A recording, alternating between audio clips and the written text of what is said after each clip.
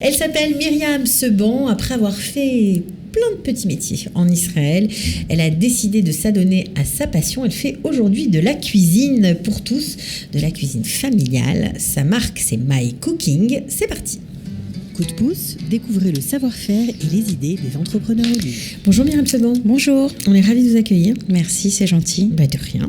Alors on est content parce que c'est vrai que chez Studio Qualita, on aime bien mettre en valeur les entrepreneurs, quoi qu'ils fassent. Alors ça peut être de la grande start-up, en passant par, je sais pas moi, un petit boulanger, un menuisier, peu importe.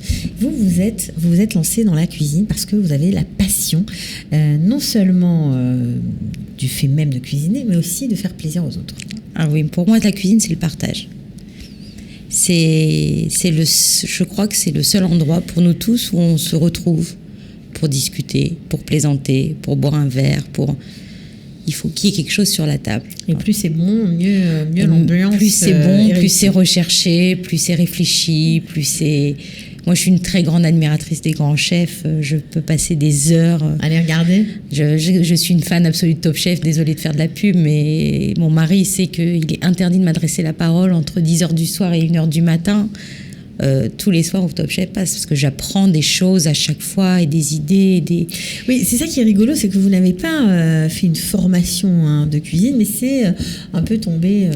Ouais, je suis tombée dans la marmite, quoi, un peu comme Obélix, c'est-à-dire que comme certainement beaucoup de gens, ma grand-mère passait sa vie dans la cuisine et moi, comme j'ai été élevée par elle jusqu'à l'âge de 12-13 ans, parce que mes parents travaillaient, donc elle nous gardait l'après-midi.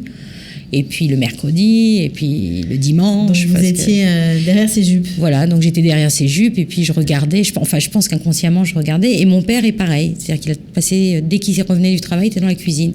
Donc finalement, j'étais entourée de gens qui cuisinaient. Alors pourtant, c'était pas du tout votre objectif lorsque vous êtes arrivé il y a 13 ans en Israël. Vous avez fait... Bon, d'abord, vous étiez chef d'entreprise en France, vous aviez plusieurs boutiques. Et puis, lorsque vous êtes arrivé ici, vous avez commencé à être vendeuse pour apprendre l'hébreu. Ouais. Vous pensiez pas du tout à faire de la cuisine à l'époque ? Non, parce que pour moi, au départ, la cuisine... C'était pour votre famille. Ouais, et puis non, c'est pas ça. C'est qu'il y a 13 ans... on était encore le côté cuisine à la maison pour vendre, les petits traiteurs qui ne soient pas des grands professionnels, etc. Ça n'existait pas tellement. Mm-hmm. Donc, et puis ouvrir un restaurant, j'ai toujours trouvé que ça a toujours été mon rêve. Ah. Mais je pense que ce n'est pas un métier pour une femme. Quand on a des enfants, compliqué. On doit trop restreignant. Non, c'est un métier où il faut travailler le soir. Mm-hmm. Et quand on a des enfants, il faut... Je ne dis pas qu'il faut être là toute la journée. Moi, quand je vivais en France, je rentrais à 8h du soir. Mais à 8h du soir, je cuisinais. Il y avait un plat cuisiné sur la table. Mon fils et mon mari, avant d'aller au lit, mon fils avait un vrai repas. On avait le temps de discuter. Quand on a un restaurant, on rentre à minuit. On ne voit pas sa famille, on ne voit pas ses enfants. Je ne crois pas que ce soit trop la place d'une femme, même si on va me dire que je ne suis pas suffisamment féministe. Mais j'ai un côté vieux jeu quand même. Ouais. Alors, vous avez appris l'hébreu en vendant comme ça des chemises. Voilà, des chemises. Après, vous êtes passé à travailler pour aider votre mari qui est musicien à vendre ses spectacles. Et puis, vous avez travaillé dans les assurances. Et là, vous étiez au bord du gouffre. À l'enfer. Là, c'était la fin du monde. L'enfer. L'enfer parce que d'abord, moi, ce que je sais faire en dehors de la cuisine, c'est vendre. J'aime ça, j'aime le contact, j'aime les gens. Là, vous n'aviez pas de contact. Si, j'avais du contact au téléphone, mais pas du contact très sympathique. Puis c'est franchement, c'est barbant. Ça vous intéressait pas. J'avais un patron adorable, je l'embrasse. C'est un type formidable qui, en plus, m'a donné du travail à une période où c'était un petit peu compliqué. Et mais l'enfer. Comment vous êtes lancé ? Qu'est-ce qui a fait que vous aviez... En fait, j'ai une très très bonne amie à moi qui travaille elle aussi beaucoup et qui me dit, écoute, j'ai embauché on va dire une dame pour venir à la maison pour cuisiner pour mes enfants. Elle a 3 enfants. Parce que j'ai pas le temps le midi et qu'ils mangent que des cochonneries et des chips et des sandwichs et des McDo, etc.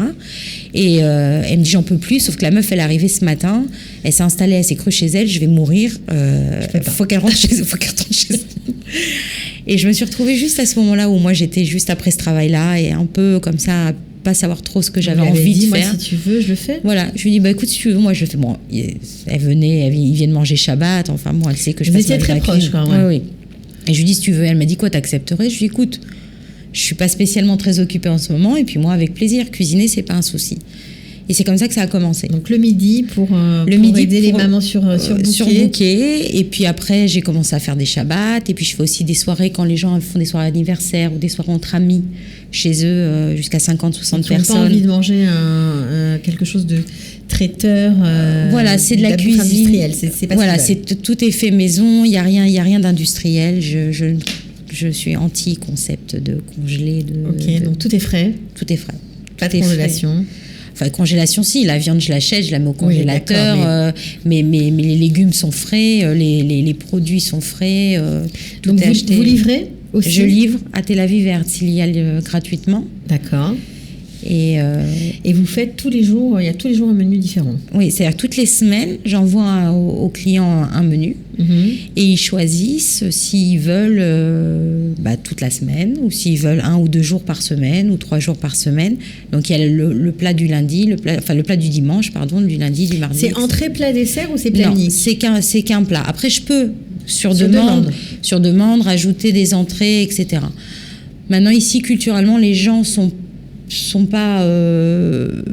n'ont pas ce côté très français où il nous faut une entrée, un plat, un dessert, etc. Donc je préfère faire quelque chose de copieux et de bon que de rajouter une petite salade ou un truc qui à mon avis n'a pas d'intérêt et qu'on peut très bien vite fait faire à côté si on en a envie.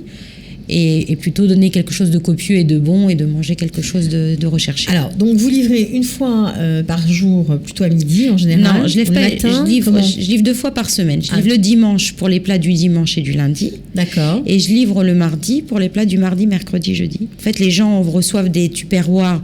Alors, s'ils commandent pour 2 personnes, 3 personnes, 4 personnes, en fonction, ils ont juste à mettre au frigo, comme de toute façon, tout est cuit.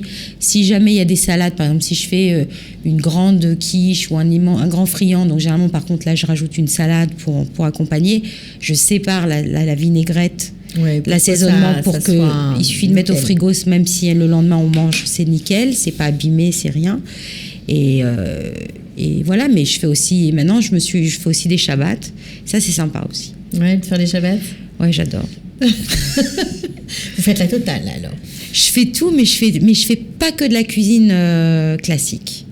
Classique, c'est-à-dire non, sushi, faut pas exagérer, mais je fais pas que du couscous, on va dire. Voilà. D'accord, on fait plein d'autres choses. Je fais plein d'autres choses parce que je pense que quand on a passé 40 ans à manger du couscous tous les vendredis soirs, il y a des gens qui s'en lassent jamais. Ouais, mais il y en a qui aiment bien changer. Mais il y en a qui aiment bien de temps en temps. Alors je fais des choses simples, mais je fais des bœufs bourguignons, je fais je sais même plus, je fais des tonnes de choses. En tout cas, je peux témoigner parce que j'ai goûté, oui, j'ai eu ce privilège. Voilà, elle est venue avec une superbe quiche aux légumes magnifique. On a tous goûté, toute l'équipe, et c'était délicieux. Merci, c'est gentil. Voilà, bravo. Donc je vous engage, si vous cherchez quelqu'un pour pourquoi pas vous aider à ce que vos enfants mangent mieux à midi, ou peut-être si vous êtes surbooké, même le soir, arriver avec un repas tout prêt, c'est le bonheur. Ça change la vie. Bon, il n'y a pas de cache-route. Il n'y a pas de cache-route parce que je cuisine chez moi, donc il n'y a pas de cache-route. Mais ma vaisselle est cachère, j'achète que des produits dans des boucheries cachères, des poissonniers. Faites attention, quoi. Oui, je fais attention. En fait, je cuisine comme je cuisine pour moi. Voilà. D'accord. Donc, comme je fais attention. Mais de toute façon, je le dis quand les gens me posent la question. Voilà. Comme ça, c'est dit. Alors, si vous cherchez à joindre Myriam, c'est facile. Sur Facebook, ça s'appelle My Cooking. Donc, on like la page, on monte sur la page. Vous publiez les menus? Je publie les menus. Il y a des jolies photos. Si vous avez une, il faut remercier Laure qui fait des belles photos. Voilà, on la remercie, la photographe. On lui fait un petit coucou, Laure. Voilà. Et puis, on peut téléphoner aussi ou vous appeler. Oui, et puis là, j'ai sorti un menu pour Shavuot. Si les gens, parce que je sais que tout le monde mangera la vie. Nous, les Tunisiens, on mange Kayla, je suis désolée. Mais il y en a qui mangent autre chose. Mais la plupart des gens mangent Khalavi. Donc, j'ai fait tout un menu Khalavi. Vous pouvez aller sur ma page et choisir ce que vous voulez. Des quiches, des pâtes, des gratins. C'est pas très cher. On n'a pas parlé des prix, mais je peux le dire. Oui, bien sûr. C'est 50 shekels environ le plat. Oui, ça c'est moins cher pour les enfants. Pour les enfants, c'est 40 shekels. 40 shekels pour les enfants, 50 pour les adultes. Et puis, ce sont des portions très généreuses. Merci beaucoup, Myriam. Avec grand plaisir. On vous souhaite beaucoup de hatzlacha. Merci. Et voilà, de bien réussir. C'était vraiment un plaisir. Partagez, continuez à vivre de votre passion. J'espère. À bientôt. Merci beaucoup. Ciao. Coup de pouce, découvrez le savoir-faire et les idées des entrepreneurs Olim.